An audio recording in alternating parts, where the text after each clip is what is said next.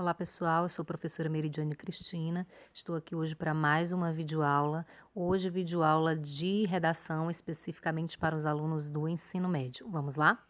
A nossa videoaula de hoje tem como objetivo revisar a unidade de estudo do conto, do miniconto, do microconto e do nonoconto. O objetivo geral é conceituar esses gêneros textuais a partir de sua função social e também da sua estrutura composicional. É distinguir o conto do romance e também conhecer os elementos que caracterizam, que entram na composição desse gênero. E nós iniciamos o nosso estudo conceituando o conto. Conto é uma narrativa curta, então se a gente comparar um conto com livros literários como romance, por exemplo, a gente vai perceber que o conto ele é bem mais curto, se limita aí a no máximo 7 páginas, por exemplo, como é o conto A Cartomante de Machado de Assis. Mas a gente tem contos bem menores, né, que tem às vezes só 2 linhas. Por ser um texto narrativo, o conto tem os mesmos elementos da narrativa, que são narrador, personagens, espaço, tempo, situação inicial, conflito, clímax e desfecho. Narrador quem conta a história, personagens todos os que participam da história, o espaço é o local onde a história acontece e o tempo é o quando a história acontece. Agora nós falaremos um pouco das características do conto, né? O conto é um texto ficcional, ou seja, ele vai tratar de assuntos imaginários, não de assuntos reais, como a notícia. É um texto literário porque ele se usa da linguagem literária, do sentido figurado das palavras. É um texto caracterizado por serem histórias curtas com poucos personagens. É um texto escrito em prosa, que diferentemente do texto em poesia, que é escrito centralizado, o texto em prosa é escrito em parágrafos. O conto é também formado por apenas uma história ou um conflito, não é como num filme, numa série ou numa novela que você tem vários cenários, várias histórias acontecendo ao mesmo tempo. Não, no conto a gente tem apenas uma história, apenas um conflito e pouquíssimos personagens. É isso que faz o conto apresentar a característica principal, que é a concisão, né? É um texto que a gente diz que é um texto enxuto, é um texto sintético, resumido, um texto pequeno que se limita a uma história, a poucos personagens e poucos conflitos. Nós vamos falar agora da estrutura do conto. Como todo e qualquer texto, o conto apresenta as 3 partes básicas, que são introdução, desenvolvimento e conclusão. Na introdução do conto, normalmente são apresentados os personagens, quando a história acontece, em que cenário essa ação se passa. Já no desenvolvimento, que a gente também chama de complicação, é o momento em que os diálogos começam a acontecer, é o momento em que algo inesperado está prestes a acontecer, que é o clímax, né? Que já culmina ali na conclusão, já fica pertinho da conclusão. O clímax é esse momento de suspense que toda a história tem e que vai levar a uma situação surpreendente no final, onde na conclusão é apresentada a situação final dos personagens, ou seja, o desfecho da história. Então, na introdução, a gente tem a apresentação inicial dos personagens. No desenvolvimento, nós temos os diálogos, a história propriamente dita acontecendo, e na conclusão, a gente tem o clímax que se encaminha para um desfecho, onde nesse desfecho vai ser mostrada a situação final de cada personagem. Trouxe aqui então um texto para vocês, um pequeno conto do Carlos Drummond de Andrade, né, importante autor da literatura brasileira. E nesse conto a gente só pelo tamanho dele já percebe que se trata de um conto, né? Uma história curta com começo, meio e fim, que apresenta os mesmos elementos da narrativa. Eu faço agora a leitura desse texto para vocês. O título é Histórias para o Rei. Nunca podia imaginar que fosse tão agradável a função de contar histórias, para a qual fui nomeado por decreto do rei. A nomeação colheu-me de surpresa, pois jamais exercitara dotes de imaginação e até me exprimo com certa dificuldade verbal. Mas bastou que o rei confiasse em mim para que as histórias me jorrassem da boca à maneira da água corrente. Nem carecia inventá-las, inventavam-se a si mesmas. Este prazer durou 6 meses. Um dia, a rainha foi falar ao rei que eu estava exagerando. Contava tantas histórias que não havia tempo para apreciá-las e mesmo para ouvi-las.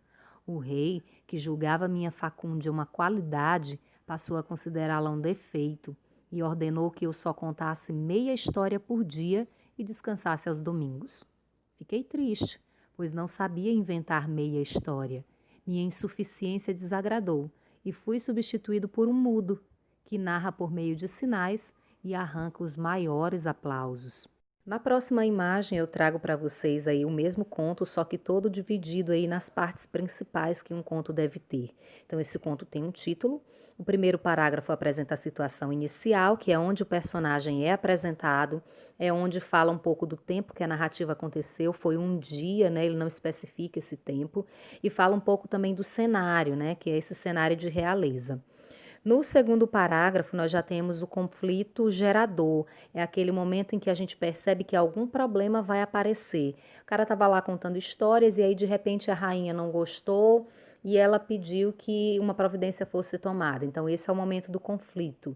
Depois vem o momento do clímax, que é quando o rei decide fazer alguma coisa. Realmente ele não conta mais histórias como antes.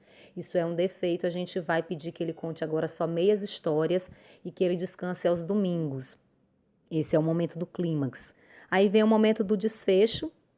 O narrador fica tão triste com a situação que ele decide que não sabe contar meias histórias, que não vai fazer o trabalho de qualquer jeito, e ele acaba sendo substituído por um mudo. Então, no desfecho da história, no desfecho do conto, sempre há a situação final dos personagens, como é que eles terminaram no final da história. No caso do nosso narrador e do nosso personagem, ele ficou triste com a situação e acabou sendo substituído pelo mudo, e o mudo narrava por meio de sinais e mesmo assim ainda conseguia muitos aplausos. Então aí nós tivemos todas as partes do conto divididas nesse texto para explicar para vocês quais são as principais partes que um conto deve ter. Nós vamos falar agora de outra categoria de contos, que são os contos minimalistas. Essa palavra minimalistas vem de mínimo. Então, se a gente já acha que um conto é pequeno, os contos minimalistas são menores ainda. E esses contos minimalistas se dividem em 3 categorias. O miniconto, que é quando ele tem até 150 palavras. O microconto, quando o autor usa até 100 palavras para escrever. E o nanoconto, quando o autor usa menos de 50 palavras. As características desses contos minimalistas é que eles são escritos em, no máximo, metade de uma página, tem apenas um parágrafo, o limite é de até 150 caracteres, incluindo palavras, pontuação, espaço entre as palavras, e geralmente esses textos são usados para serem divulgados nos meios de comunicação, tecnologia da informação e comunicação. Sabe esses textos para redes sociais, como o Twitter, que só tem até 144 palavras, o máximo que a pessoa pode usar? Os textos para o status do WhatsApp, status do Facebook, do Instagram. Então, textos como os minicontos, eles são muito utilizados para consumo rápido, para serem lidos em um pequeno espaço de tempo e a pessoa não gastar tanto tempo com a leitura. E aqui eu trago alguns exemplos de contos minimalistas para vocês, né? Esse primeiro aqui. No Chá de Bebê Revelação, ela revelou que o pai é o vizinho, não entendeu o espírito da coisa. E o que esse conto quis nos mostrar? O autor brincou aí com a palavra revelação, né? O chá de bebê revelação é aquele chá de bebê usado para revelar qual é o sexo da criança. Mas a pessoa, personagem aí, pensou que revelação era para contar o segredo, e o segredo que ela revelou foi que o pai era o vizinho. Então, o humor do conto minimalista aí está no fato de a personagem não entender o que era um chá revelação e acabou dando foi uma outra notícia. Do lado direito da tela, nós temos outro mini conto com o título Homens Não Choram. Olha a historinha aí. Pai, eu acho que eu não sou homem. Aí o pai fica assustado, né? Decepcionado, o pai chorou. Aliviado, o filho sorriu, vendo que o pai também não era. O que nós entendemos desse mini conto? O título é Homens Não Choram. Então, aquele menino quis dizer que ele não era homem porque ele chorava. Pai, eu acho que eu não sou homem porque eu choro. E aí o pai entendeu foi outra coisa, que ele não tinha uma sexualidade masculina definida, né? E aí depois, quando o filho viu que o pai começou a chorar, ele entendeu: ah, o meu pai também não é homem, porque ele também chora. E o ditado popular diz que homens não choram, então se eu estou chorando, eu não sou homem. Né? Você percebe que o autor brinca com o sentido das palavras no conto minimalista. Por isso que a linguagem é literária. Bom, a nossa videoaula de revisão termina aqui. Um forte abraço e até o nosso próximo encontro.